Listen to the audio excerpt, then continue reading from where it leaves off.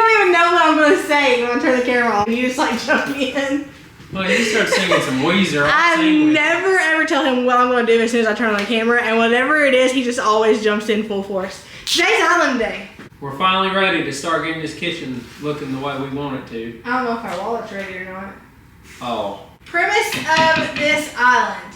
I can't technically call it an island because it's going to be movable. We're just not moving it. So really, I'm taking the concept of a giant kitchen table and I'm morphing it into a island look-alike. It's a cabinet table. It's a cabinet table. It's not being attached to the floor or anything like that. So an island typically has like at least electric hookup, a lot of times water hookup and stuff. We're not doing all that. We're just making a giant kitchen table that I can move around if I want to, but I'm not ever going to. So welcome to the island table tutorial.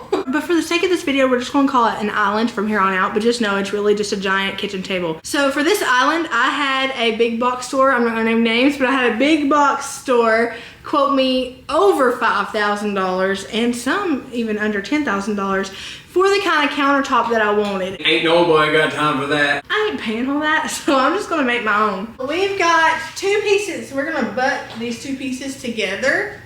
These are just literally plywood pieces that we got at Lowe's. How much were these? 45-ish dollars a piece. We're gonna thicken them out with some 1x2s. They look more like 1x1s to give it a countertop thickness look. And we're actually gonna attach these two together and use this as countertop. Creative. Inspired. Inspiring. Caleb.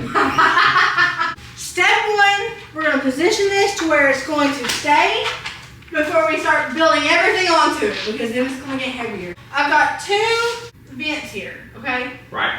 Right here to right here is unaccessible area because that's a future project. So right here, not even if I squeeze. Did you see me try to squeeze it? Like I can't. That's gonna be a little bit of a problem, but it's not even. Is it even with? It is even between the vents. My problem is it's even between the vents, which is a heaven for someone who struggles with OCD, but it's also a curse because I ain't getting through there. I'm gonna have, if something happens right there and I need to get there, I'm either A, hurdling over the island, or I'm taking 2 seconds to run around the other side. I don't put it past me hurdling over the island, but I don't want to if I don't have to. Walk between there. No, you're not at the right spot. Yeah, it's right there. Yeah, no. Walk between there. No, you weren't at the right spot at all. Yes, I am. No, you're not. Baby, I am. There you go. You gotta straighten it out. No, you're angled. Straighten it out. 40. Where's it? The back of this is right here. Walk through there. No. Walk through there. Baby, You're way no, off. your arm is You're going way at an off. angle. You are way off. You tell me right now? Baby, alright, here's my hand. I'm not moving my hand. I'm not moving my hand at all. I'm not off. You are. You've got to angle it out. Trust me, It's not I angled. see it from back here. Like Baby, you're you off. couldn't see 2 inches without You're thinking it's 5 off. inches.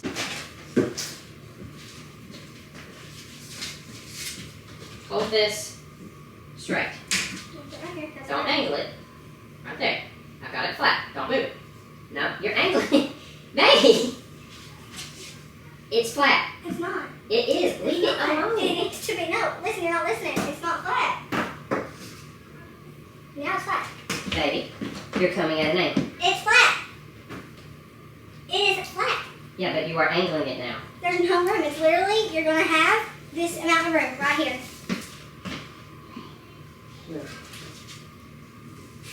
Give me my tape measure. Right here. Pull it out. I'm going to say around 40. Oh, look at that. 39.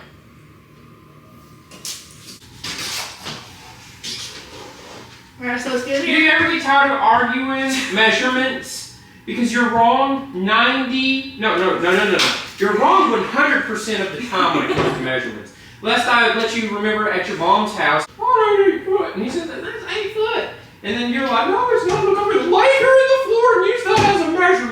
And he's looking at you like. I laid in my mom's floor to measure her island the other day. Okay. So, I'm going to ask you again. Walk between there. Let me move my hand. See, I still can't. I'm going to have to. There you go. You want me to have to do that in my own Yeah. house? I have to do that through half the stores in America. Yeah. See, okay, let's say right where you guys are, there is a rabid dog with rabies trying to get my kids. I'm going to be like, let me take the time to just scooch on through. All right, Either that or I'm going to be like, whoo, hurdling it, and then I broke the arm. I got another Or scenario. count, because my kids screaming around 1, 2, 3, 4, 5, 6, 7, 8, 9, 10, 11, 12, 13, 14, 15, 16, 17, 18, 19, 20. Y'all are ground beef. You and I both know you run faster than that during an emergency. I've seen it. I've seen you like practically run like a football receiver. You can fit 50. And if you can't, go that way. Alright. I guess my house is just not going to be plus size inclusive. It's not like I have to deal with that every day already. It's hard out here for a big girl. It is hard. Let me show you guys the air vent so you know what I'm talking about. You're not having to picture it in your head. So I've got an air vent right here. And I've got an air vent right here. Originally I was going to put them in between the air vents, but the island just kept getting bigger and bigger and bigger in my head. Excuse me.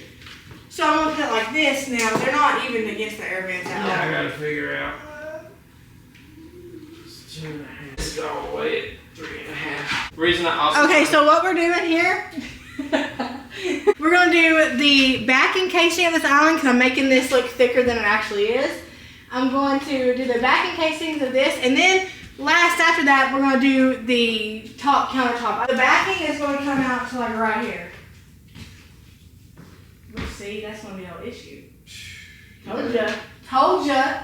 That's what I was thinking of, with the countertop on. Yeah, I was thinking of putting the backing directly against that. That's what I was Not going to thinking. happen. So we need to scoot it this way, don't we? Huh? We need to scoot the whole thing this way. Well, Because if I put my back right here, then I'm going to have this little area to walk through. Like, it's going to be, there's no way. What? If I put my back right here, okay, my back goes right here. yeah, I go see. There's no way. Unless we completely change that, which, ooh, I'm seeing something I did not see before. No pantry? No, instead of making it square, I dent it in. Oh. So it goes from here to here. Yeah, you can do that. And then my pantry door is at a catty corner right here. Instead of squared off. I like that. You like that? Like on the flat wall, right? Like.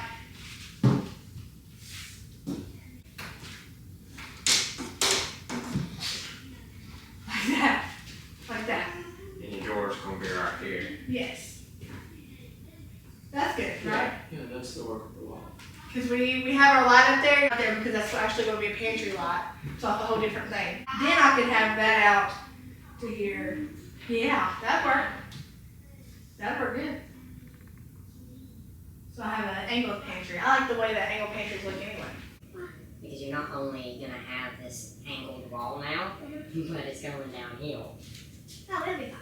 I got No. You don't get to say, oh, it'll be fine, because you don't have to do it. I got faith in you. I don't even know how I'm gonna do that. Well, we'll figure it out later. That's for a different day. Yeah, I'm making that next year. We ain't doing that Not this next year. year. I ain't doing that this year. Shoot. Okay, You sure you wanna do that? I'm Let's just positive. move the cabinet. No, I I don't already wanna do see that. it. No. I already see it. But it is going to be a thing where I need to be able to open the door. You can't. So, We're gonna have to move this down. No, it works. No. It doesn't.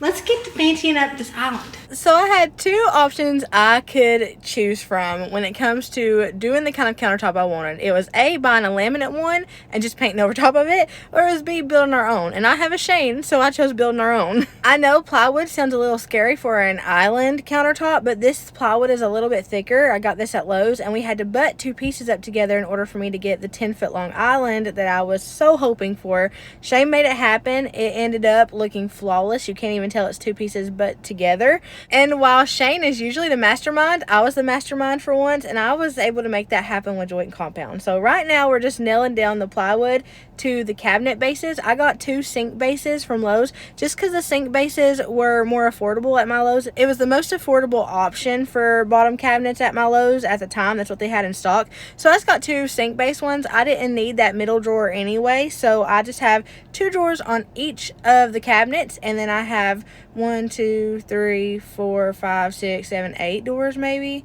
I know I have 4 drawers though, because I have the 2 on the outsides, those are actual drawers, but then it has a middle part that looks like a drawer, but it's really not a drawer. We added these little battens on the bottom just to secure the butted up plywood, the butted plywood together. So we nailed it down to the cabinet base, and then we went underneath and we added that little piece of wood there just as an extra support, just to keep those 2 pieces together, so that if there's any movement or anything that they don't come apart and kind of split. So we ran just a little 1x2 piece up the seam of where the butt was, where they were butted together. So I love saying butted together today. We ran it there just to keep it secure. We added legs. I was going to just put plywood around the entire thing, and Shane's like, Marina, we can't just place plywood anywhere. You need something to secure it to. It needs to have an anchor. So he put legs, and then we just secured the plywood to the legs that he made. So the point of this is because this is going to have a wall here, like right here, but I needed something to be able to staple to. So I've got where I can put bottom staples, side staples,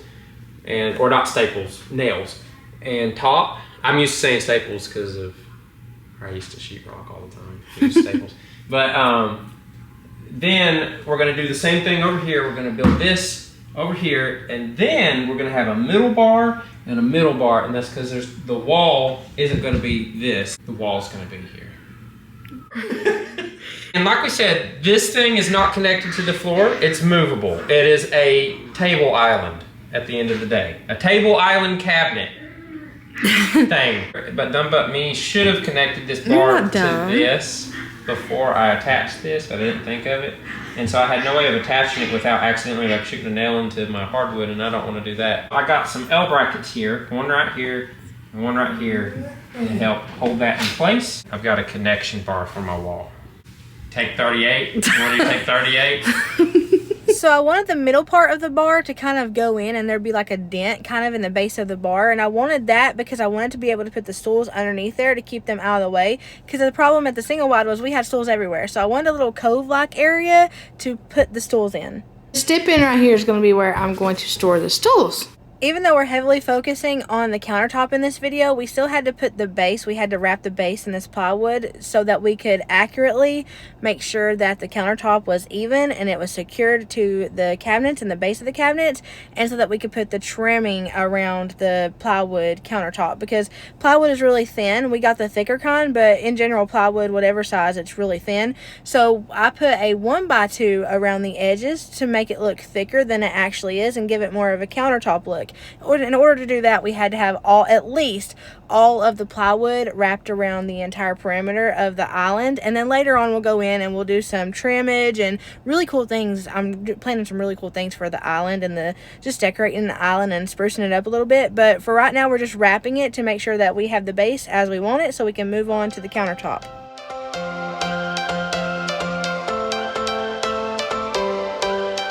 Every change has a reason, baby, let it come to you.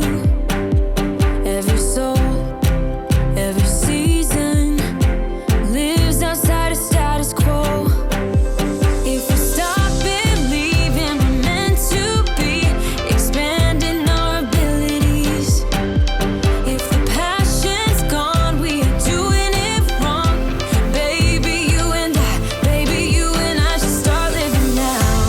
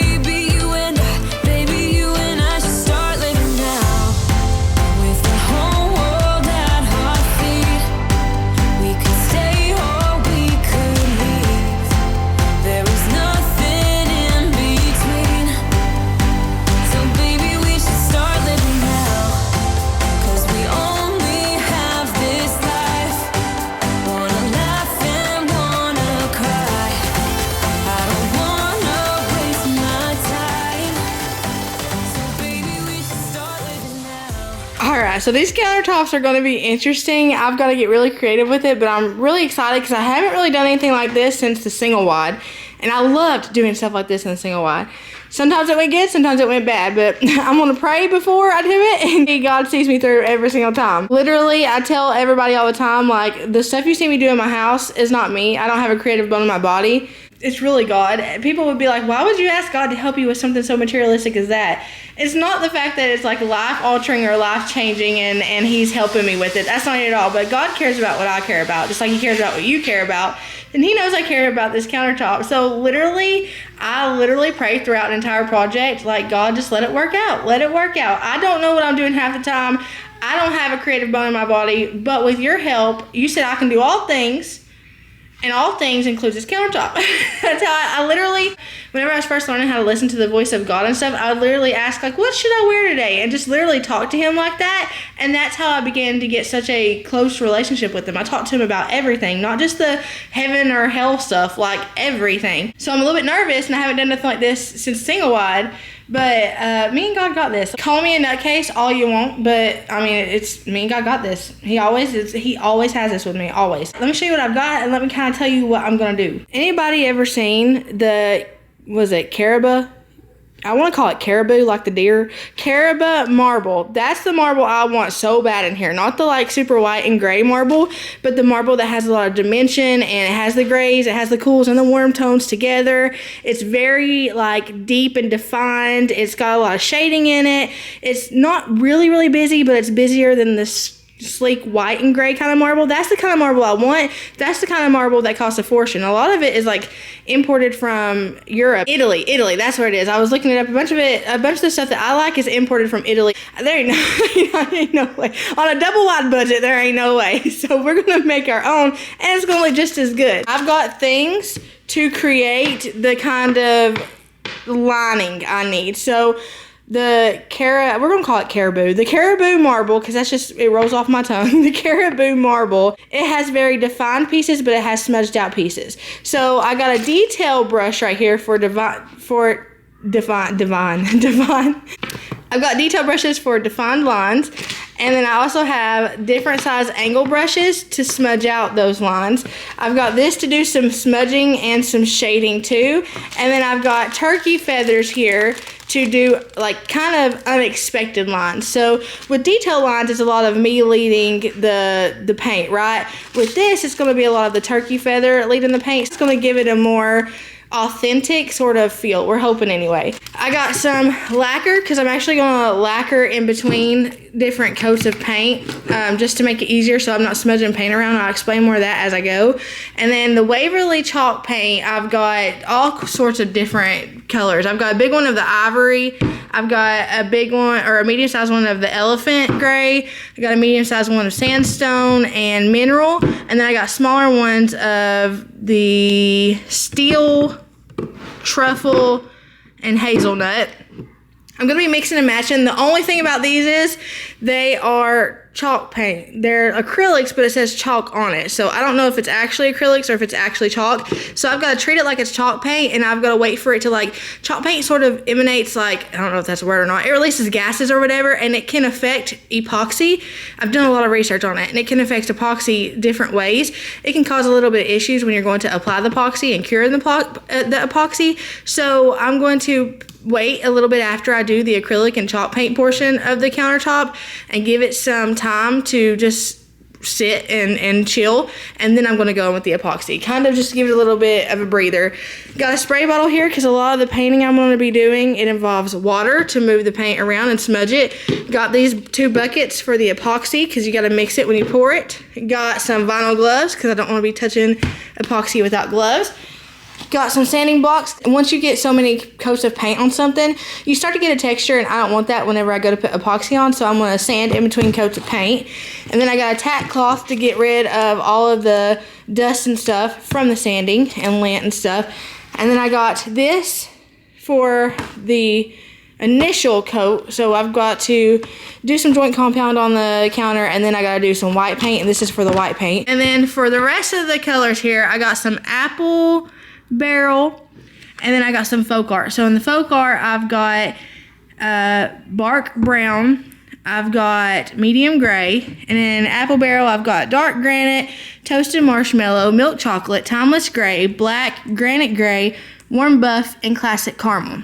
All these are not going to be in the countertop. It's not going to be that busy, but I am going to mix and go and kind of make my own colors as I go. The color I'm really wanting is I'm wanting a warm gray, almost a grayish, definitely a grayish, but a warmer grayish, not a cooler grayish. So that's going to be like my muted color throughout. I'm not going to have a whole lot of white showing on my countertop. Oh, and I don't want to forget my professional white rags here. I use these a lot whenever I'm playing in joint compound and caulk.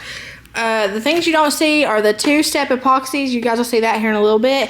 And then you guys don't see the joint compound, which I'm going to start off with, and then the gallon of white paint that I've got to put on top of the joint compound after it's dried and sanded. I'll try to be super thorough in explaining what I'm doing as I'm going, because that's been a comment I've got. Because I've had a couple people that have said that I used to go in detail and stuff about what I'm doing step by step, and I don't do that a lot anymore. That's just because I don't want to turn into a DIY tutorial channel, because I don't know what I'm doing, and I don't want to give a tutorial if I don't know what I'm doing. So I will show you guys step by step on what I do in the kitchen here when we do this makeover, just in case anybody's wanting to replicate it. I know some people sent me some screenshots of Facebook. I'm not even on Facebook, but a bunch of Facebook groups where people are actually doing the faux brick, not this brick, but the brick method that I do with tape and joint compound and paint. So I know a lot of people do what I do in the house. I just don't want to steer you wrong. So everything I do, just know if you're going to repeat it, do it in caution, because a lot of this I have no idea what I'm doing, and I literally wing 85% of it. No joke. But I will go step by step just in case you're curious or you do want to do it.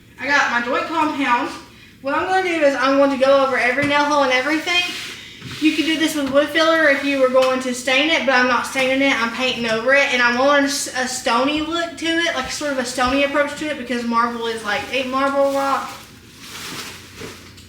And why do I say marble? Like Marlboro, like a cigarette. Marble. That's hard on the southern accent. Marble is a rock, right? So this will give it a stony. I'm doing it because I don't want to fool with wood filler.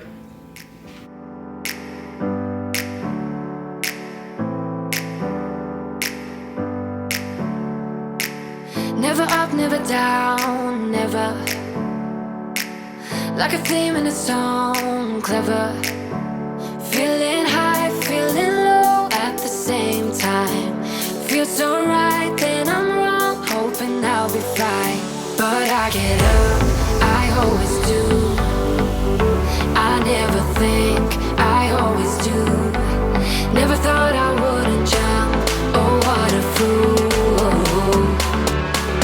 But if I fall, I will get up again.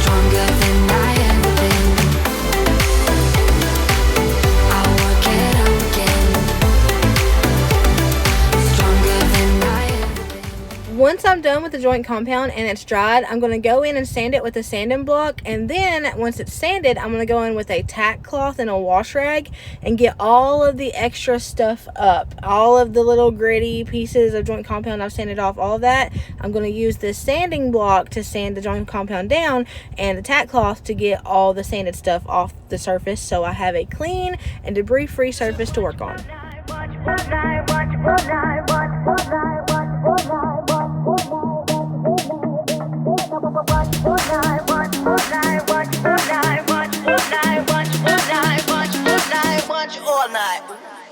Tell me, why'd you have to go and drive me so crazy? Now I'm feeling lost without you, and I just can't be without you, baby. Want you all night long, want you all night long.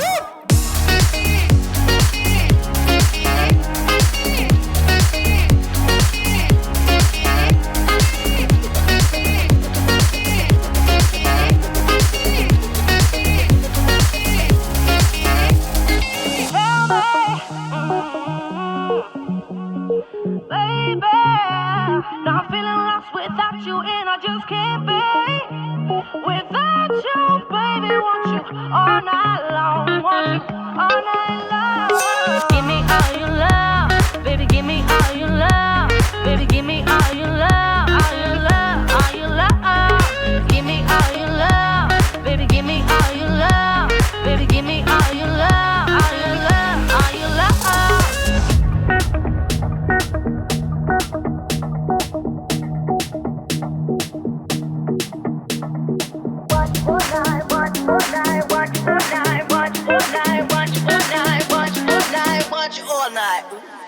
Tell me, why'd you have to go and drive me so crazy? Now I'm feeling lost without you, and I just can't be without you, baby. Want you all night long, want you all night long.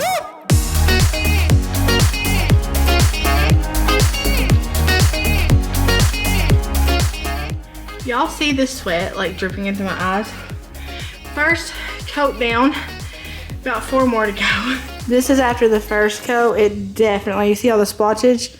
That wood is gonna soak up that paint like crazy, so it's gonna need about 5 coats. I had to do some patchwork on the seam over here where we had to butt the 2 pieces of plywood together. That's drying, but while that's drying, I went ahead and sanded the top coat of my paint. I did 4 coats of paint, I believe, and then I had to go in and sand it, because once you get a couple of layers of paint on there, you'll notice like you get bubbles and little pieces of texture and stuff on there, and it's just best to sand it. It's not necessary, but it looks better and feels better when you do. I'm actually going to take a tack cloth and wipe down this area, because I'm going to be working on this section while I wait for that section to dry. And hopefully me sanding and stuff won't get on that side. It's big enough to where I can work on one side at a time. I can be on the other side and be in a whole different zip code, so that's a good thing. This is what I'm gonna use. It's a tack cloth by Rust-Oleum. Picked this up at Walmart. It's anti-static cloth. It removes dust and fine particles.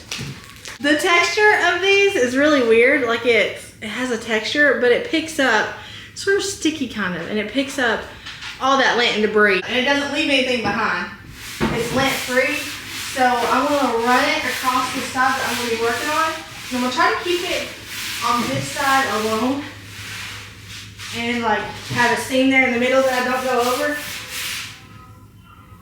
Oh yeah, this stuff picks up everything.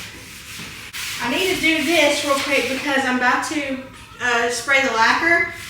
And once that lacquer goes down, what's underneath the lacquer is underneath the lacquer. This is what I'm using, and I'm gonna tell you why I'm using this and epoxy. This is gonna be a barrier between this white paint and the paints I put on top.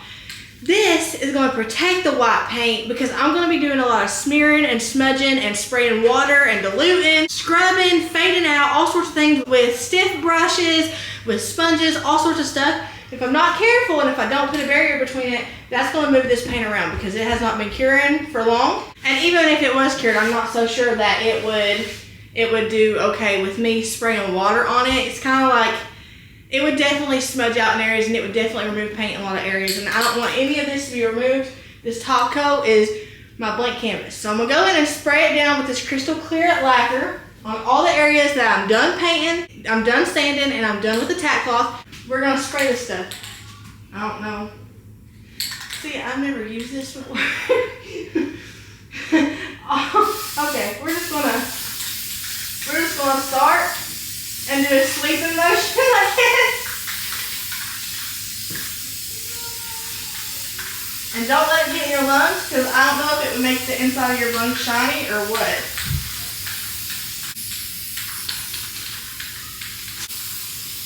This lacquer is going to be slick too, so it's going to be easy to move around the paint on top of it. Okay, so this took me forever to get the hang of, and I had to start over 1,000 times. But once I got the hang of it, it was really easy. I took my sponge and I cut it up, and I used the rounded side to dab on the mineral color paint because I wanted the base of it to be a neutral, but a warm neutral. I also knew I wanted big veining, so this I kind of used as the placement for the big veining. So I put this and I smudged it out with water. I sprayed water on it and then smudged it with one of my professional white rags that I showed you guys. I used this to kind of figure out the placement of my veining. I knew wherever I had this smudged out looking area, I was going to have several veins in that area. So I wanted a big long one because I wanted to go for that dramatic look. So I went with that mineral color and I smudged it out by spraying water on it and using a rag just to like smudge it around. It smudges out really easily if you do it quickly after you staple it on with the sponge. And then on top of that, I'm going to go in and I'm going to sponge around some like gray on it, a cooler gray. And it ends up being not my favorite. Like I said, I tried different things, but I knew that when I did that, I did not want gray splotches on top of this more beigey color splotches. So I actually end up going back, and you'll see me go in with the toasted marshmallow to try to lighten it up, and that didn't work. So I went in with white, and I was over it because my air conditioner stopped working. Like right now I'm overheating in the bathroom to tell y'all this. But my heat stopped working. So I was doing all of this in 89-degree weather, and it was stifling hot on the inside. So I was over it, and I was just like, whatever. So I just slung some white paint on it with a white roller, and it did perfectly. It muted out the colors so beautifully, and it gave me that bold yet subtle sort of background for my veining. The good thing is the style of marble that I was going for is a little bit messy. It's not that clean cut, almost completely white with little gray veins in it. That's not the kind I was going for. I was going for that bold, dramatic, splotchy kind of veining in the marble. So me doing this actually worked out in my favor. It was just a pain to try to figure out my vibe I was going for. But once I got that done, it was smooth sailing from there. The only thing I wish I would have done is I think I went too heavy with the veining. And while I wanted a really heavy vein look, I wanted big bold pieces in my countertop, like this corner right here you see me working on that, and then little veins. And I should have done that, and I will do that on my other counters. Instead of focusing on so many big veins, do big old accent like focal pieces and then little tiny veins throughout the rest of it. Because if you get too heavy with it, it can start to look like wishbones all over your countertop, and that's not the vibe I'm going for. So definitely on my other countertop, I'm going to do 1 or 2 heavy veins like you see right here, and then a lot of tiny little ones. Once I got done smoothing all my colors out and muting it out with the white, I definitely diluted the color down to where it looked just like sort of like a shadow, a warm colored shadow. Once I got done moving all that stuff around, it was time to do what they call the ghost veining, and I searched for days, researched on every platform, every web browser, so many different ways people do this kind of stuff. And so I took a bunch of different ways I found in a bunch of different places, and I kind of put it together and made like this method that really worked for me. And that's the method that you see me doing here, with a lot of smudging, a lot of water, a lot of depth in the background. And then what I'll do when I get done with the background is I'll go in with the ghost veins. And the ghost veins are the veining that's in the background. They're not in the forefront. And then after the ghost veins, that's whenever your bold veins come through and you do the bold veins. And those are the veins that stick out. So this is what I was left with, this muted color. I love the way this turned out. There was so much dimension. Okay, so I went in with some white to kind of mute it out, and I love this. This is perfect for me. I like this a lot. So now I'm going to go in and do my ghost veining with the detail brush. And then once I'm done with this portion, like, I'll move on and do other portions. It's not going to be like a big old stripe in the middle. But I'm just working off this one right now to kind of get a feel as to like what I like and what I don't like, because I learned that I don't want to do cool and warm together. Like as far as the stippling, I want to do more cooler tone ghost paint, but I also learned that I don't want to go so heavy-handed, that I like it muted like this. I like bold, but not like zebra stripe bold. I mixed my steel color with a lot of water in this little jar, and I mixed it up and used a tiny brush, like a tiny detail brush, and I just let the brush do its thing. I just moved my hand in the direction I wanted the vein to go, but I didn't hold tight to it. I just let kind of the brush move around in my hand a little bit. I was not in control of it at all. It was in control of itself. I was just in control of the direction it was going in.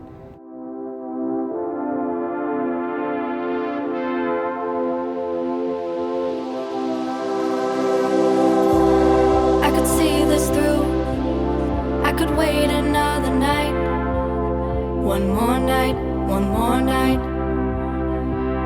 I could fight it through till the darkness turns to light. One more night. Say it's gonna be okay, 'cause this winter is so long, feels like it's haunting me. Say there's gonna be a change, 'cause I feel like I'm just holding on to yesterday. But if I wait till the summer, oh, if I wait till the summer, oh, but if I wait till the summer, oh, I know we will be better, oh, I can leave the truth, shut the blinds I could deny. One more night. I want a blister full, everyone that it's alright. One more night. Say it's gonna be okay, 'cause this winter is so long, feels like it's haunting me. Say there's gonna be a change, 'cause I feel like I'm just holding on to yesterday. But if I wait till the summer,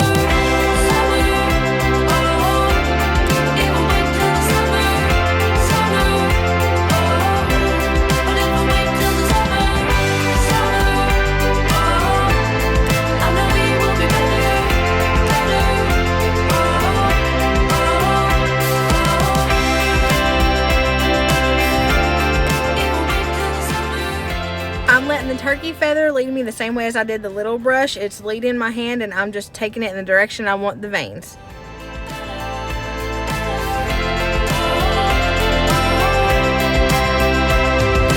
say it's gonna be okay, 'cause this winter is so long, feels like it's haunting me. Say there's gonna be a change, 'cause I feel like I'm just holding on to yesterday. But if I wait till the summer, oh, if I wait till the summer, oh, but if I wait till the summer, oh, I know we will be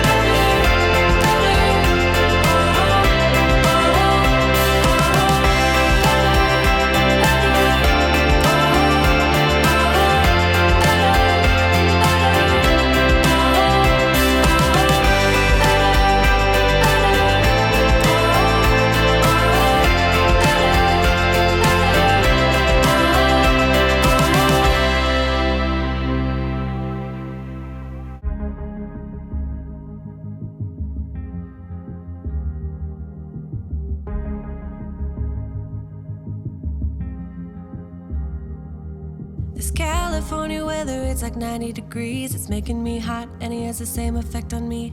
It's just something about the way that he's making me feel. My insides are out, I just wanna shout his name. My body's giving up on me, 'cause I don't know what to do with my fingertips. I wanna run up through his hair, but I'm trying not to stare. I get a little starstruck when I see him. I couldn't hate him even if I tried. Am I a little crazy to believe that I could wake up with him by my side?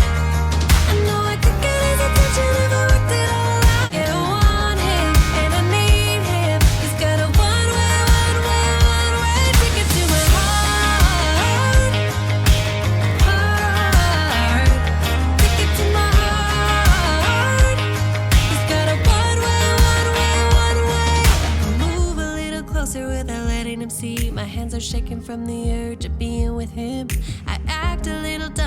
try to get his number, I'm so nervous that I'm losing grip of myself. My body's giving up on me, 'cause I don't know what to do with my fingertips. I wanna run up through his hair, but don't stare. I get a little starstruck when I see him. I couldn't hit him even if I tried. Am I a little crazy to believe that I could wake up with him by my side? I know I could get his attention. I am so conflicted. So, okay. It looks amazing. I love it. Shane loves it. The kiddos love it. But I'm afraid I did too much. I'm afraid it's too busy. And usually marble, it's got a lot of veins, but it's like kind of, you know, it's white and it has a lot of veins. This one, I pretty much have veining all over it.